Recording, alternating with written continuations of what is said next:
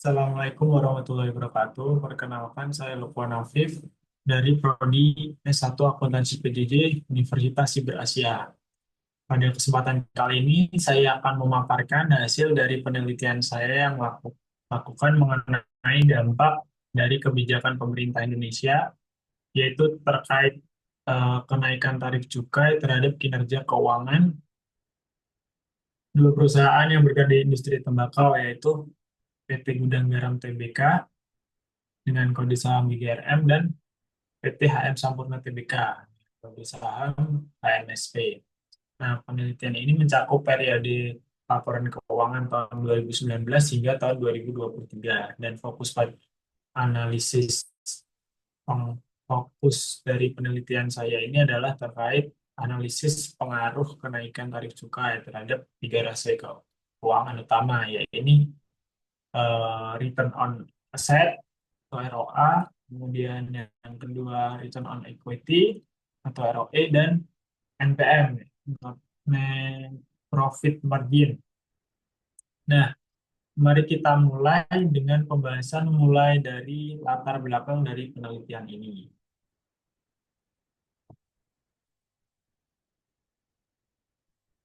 Nah, latar belakangnya, industri tembakau ini merupakan salah satu sektor yang memiliki kontribusi besar terhadap perekonomian Indonesia, baik dari sisi produksi, pajak, maupun lapangan pekerjaan.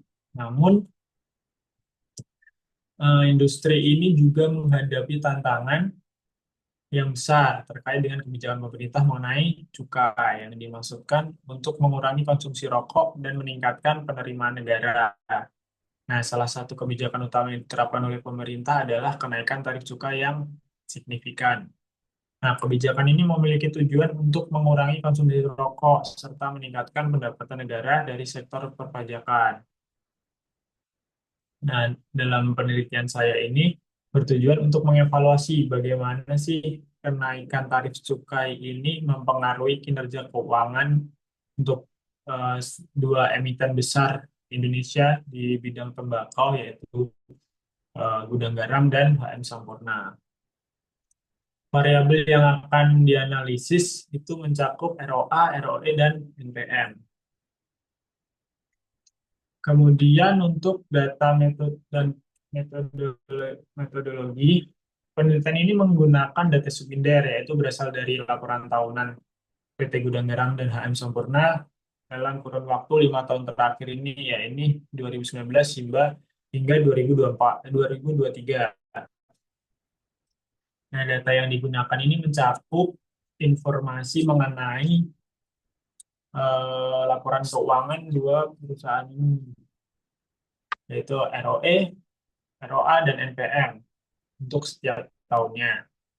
Nah, metode yang digunakan ini adalah regresi linear sederhana yang digunakan untuk menguji hubungan antara variabel independen, yaitu tarif cukai, dan variabel dependen, yaitu laporan keuangan. Dalam hal ini adalah ROA, ROE, dan NPM.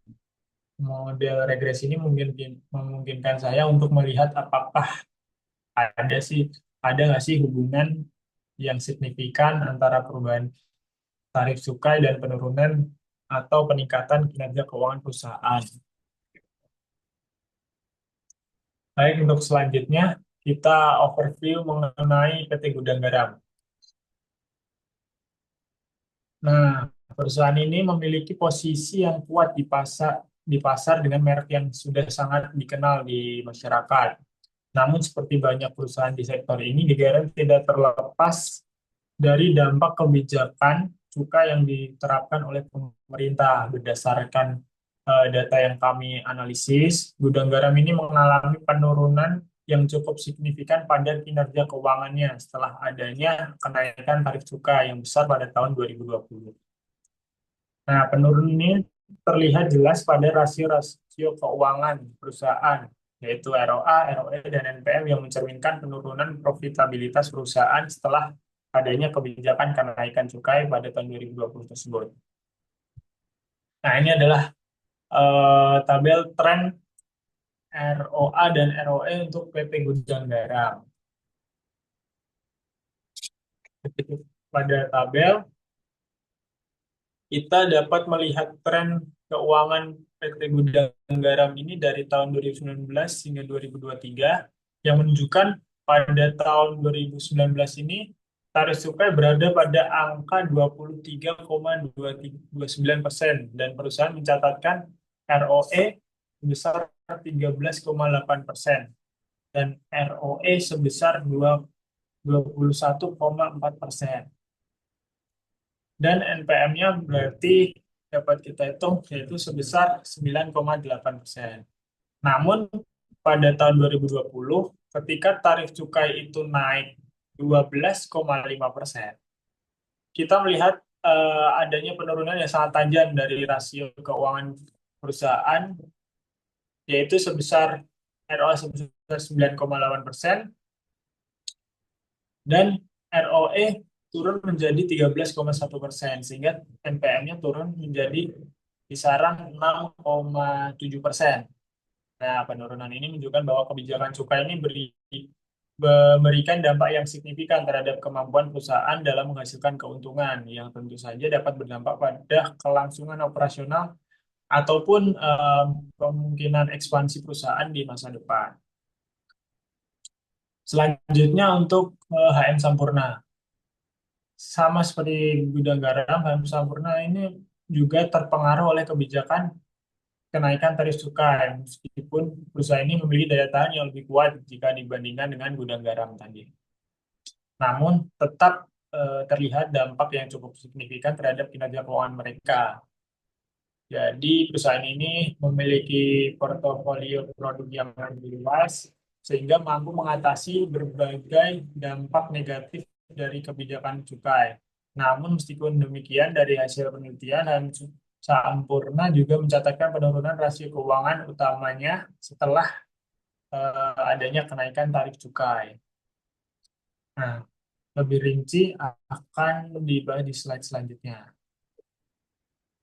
Nah, dapat kita lihat pada tabel, kita melihat tren kinerja keuangan dan Sampurna antara tahun 2019 hingga 2023. Nah, pada tahun 2019 ini, HM Sampurna mencatatkan eh, dengan tarif cukai sebesar kenaikan tarif cukai sebesar 23,29% dan dengan menghasilkan ROE sebesar 9,8% dan kondisi pada saat itu ROE pada tahun 2019 sebesar 27% sehingga NPM net profit margin-nya kita hitung sebesar 38,5%.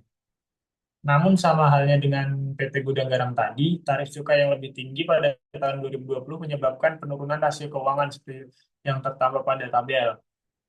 Pada 2020, ROA-nya menjadi 6,7% dan ROE-nya sebesar 17,3%. Dan NPM-nya tentu saja turun juga sebesar menjadi 28,4%.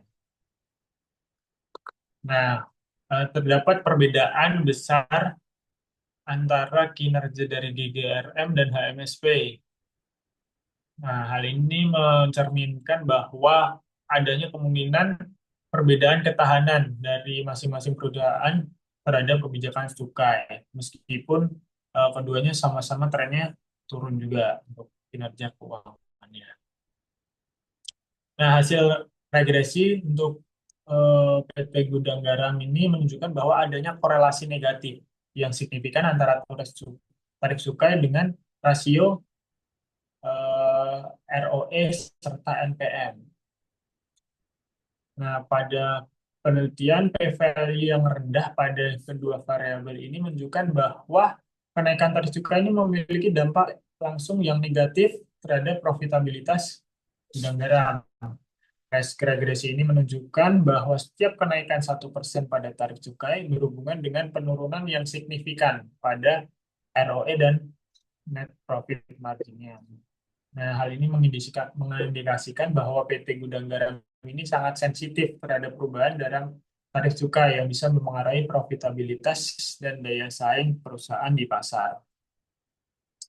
Sama halnya dengan Gudang Garam, untuk hasil regresi dari KM Sampurna ini menunjukkan adanya dampak yang signifikan terhadap kenaikan tarif cukai. Dari kenaikan tarif cukai ini, berdampak pada rasio keuangan perusahaan HM Sampurna juga. Namun dampaknya jika dibandingkan dengan gudang garam ini lebih moderat. P-value yang signifikan menunjukkan bahwa kenaikan cukai ini tetap berpengaruh dengan penurunan rasio keuangan PT HM Sampurna ini. Tetapi penurunan ini tidak sebesar dengan jika dibandingkan dengan PT Gudang Garam. Nah, ini juga menunjukkan bahwa adanya ketahanan yang lebih besar dari PT HM Sampurna dalam menghadapi kebijakan cukai.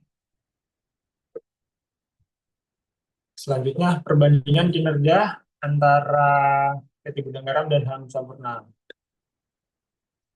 Dari hasil analisis yang kami lakukan, kita bisa melihat bahwa meskipun keduanya terpengaruh terhadap kebijakan cukai, tapi GGRM mengalami penurunan yang lebih tajam pada rasio keuangan jika dibandingkan dengan HM Sampurna. Nah, GGRM ini atau PT Gudang Garam ini lebih rentan terhadap kebijakan cukai karena ketergantungan yang lebih besar pada volume penjualan produk mereka. Sementara HM Sampurna dengan portofolio produk yang lebih beragam memiliki lebih banyak opsi untuk mengatasi dampak tersebut. Nah, ini mencerminkan adanya ketahanan yang berbeda antara dua perusahaan ini. Selanjutnya untuk implikasi bagi pembuat kebijakan. Nah, berdasarkan hasil dari penelitian ini, ada beberapa implikasi yang penting yang perlu diperhatikan oleh pembuat kebijakan. Yang pertama adalah kenaikan tarif cukai harus dilakukan secara bertahap dan mempertimbangkan daya tahan industri. Jika kebijakan ini diterapkan secara mendalam dan mendadak, kenaikan cukai secara mendadak dan signifikan, bisa berdampak negatif terhadap industri tembakau dan ekonomi secara keseluruhan. Karena kita ketahui bahwa perusahaan rokok ini menyumbang besar terhadap penyerapan tenaga kerja. Nah, kedua, pemerintah ini perlu mengembangkan kebijakan pendukung yang dapat membantu perusahaan di sektor ini beradaptasi dengan kebijakan cukai yang lebih tinggi. Misalnya dengan memberikan insentif untuk diversifikasi produk. Nah, selanjutnya adalah rekomendasi dan untuk industri tembakau sendiri. Kami menyarankan agar perusahaan-perusahaan ini melakukan diversifikasi produk dan mengembangkan portofolio yang lebih luas. Dengan cara ini, mereka tidak hanya bergantung pada produk rokok utama, tetapi juga dengan produk-produk lain yang lebih bisa diterima di pasar. Perusahaan juga perlu terus mengoptimalkan efisiensi biaya dan memaksimalkan proses produksi untuk mengurangi dampak kenaikan cukai pada margin laba mereka. Ini akan membantu perusahaan untuk tetap kompetitif meskipun biaya produksi meningkat akibat kebijakan cukai. Kesimpulan, kami dapat mengatakan bahwa kebijakan tarif cukai ini memberikan dampak yang signifikan terhadap kinerja keuangan perusahaan di sektor tembakau, terutama untuk PT Gudang Garam dan PT HM Sampurna. Meskipun PT Amsaram ini menunjukkan ketahanan yang lebih baik jika dibandingkan dengan PT Gudang Garam. Namun secara keseluruhan kenaikan tarif cukai ini perlu dilakukan dengan hati-hati dan pemerintah harus mempertimbangkan aspek-aspek ketahanan dan daya tahan industri tembakau serta kemampuan perusahaan untuk dapat beradaptasi. Nah, saran untuk penelitian selanjutnya, saya menyarankan agar menggunakan data yang digunakan lebih diperluas, misalnya dengan menggunakan data kuartalan daripada tahunan untuk mendapatkan analisis yang lebih mendalam. Selain itu juga penelitian bisa mencakup lebih banyak emiten selain PT yang sudah masuk ke bursa efek, karena pada saat kondisi saat ini yang untuk perusahaan yang sudah listing ke bursa efek Indonesia hanyalah PT Gudang Garam, HM Sampurna, dan Wismilab. Nah, penelitian selanjutnya juga bisa mempertimbangkan faktor-faktor eksternal lain seperti kondisi ekonomi global ataupun perubahan perilaku konsumen. yang dapat mempengaruhi kinerja keuangan perusahaan di sektor tembakau tersebut. Terima kasih, sekian dari saya. Kurang lebihnya mohon maaf. Wassalamualaikum warahmatullahi wabarakatuh.